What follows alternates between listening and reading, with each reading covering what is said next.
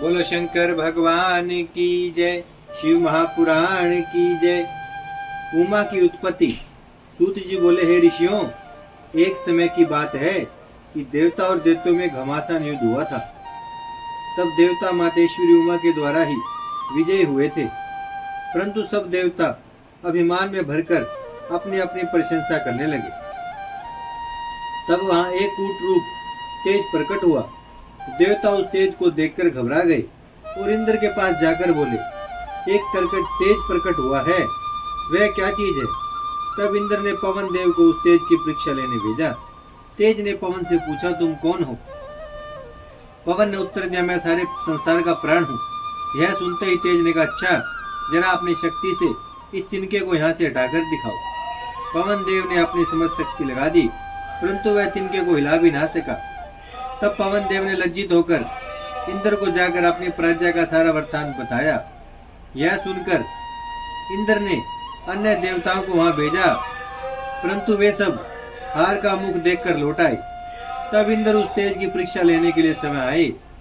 इंद्र को देखकर वह तेज उसी समय अंतर ध्यान हो गया। इससे इंद्र अत्यंत विस्मित हुए।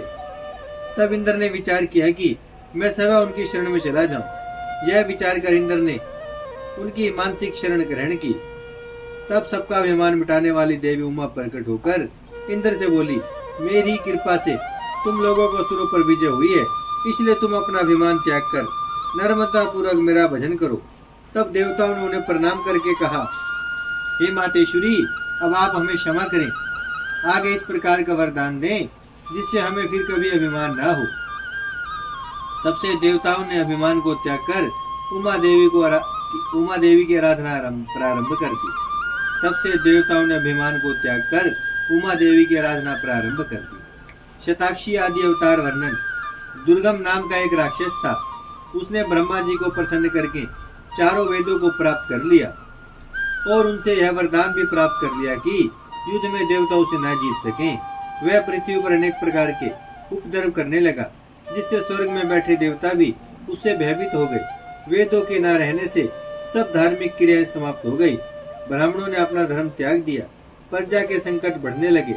इस कारण सब देवता महादेव की शरण में गए और उनसे बोले, जिस प्रकार आपने शुंभ निशुंभ का अंत किया था, उसी प्रकार अब आप इस दुर्गम का भी अंत करें।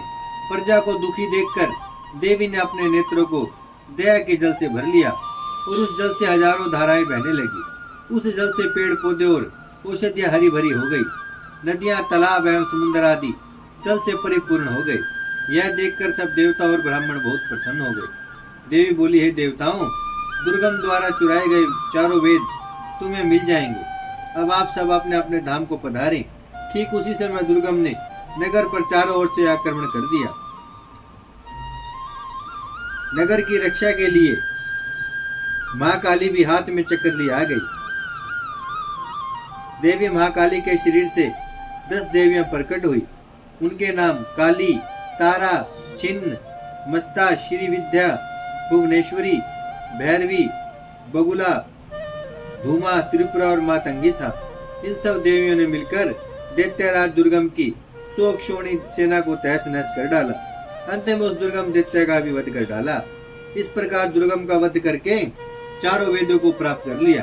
उन वेदों को जब देवी ने देवताओं को ले जाकर दिए तो देवता उनसे बोले, हे मातेश्वरी, आपने हमारी रक्षा हेतु अनंताक्षी लम्य रूप धारण किया, इसलिए भविष्य में आपका नाम शताक्षी होगा और अपने शरीर में उत्पन्न किए गए शाक द्वारा लोक पालन करने के कारण आप शाकंभरी भी कहलाओगी।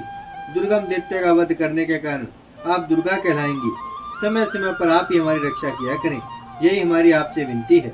तब दुर्गा बोली, आप सब चिंता ना करें। जिस प्रकार अब तक मैं असुरों का विनाश करती रही हूँ, उसी प्रकार भविष्य में भी आपकी रक्षा करती रहूंगी। जब जब असुर उपद्रव मचाएंगे, तब तब मेरा अवतार होगा और तुम्हारी रक्षा करूंगी। सूत जी बोले, लोक प्रसिद्ध शताक्षी, शाकंभरी और दुर्गा एक देवी के ये 3 नाम हैं। बोलो शंकर भगवान की जय। शिव महापुराण की जय। भजमन नारायण नारायण नारायण, श्रीमन नारायण नारायण नारायण, लक्ष्मी नारायण नारायण नारायण, सत्यनारायण नारायण नारायण, वजमन नारायण श्रीमन्नारायण, लक्ष्मी नारायण सत्यनारायण।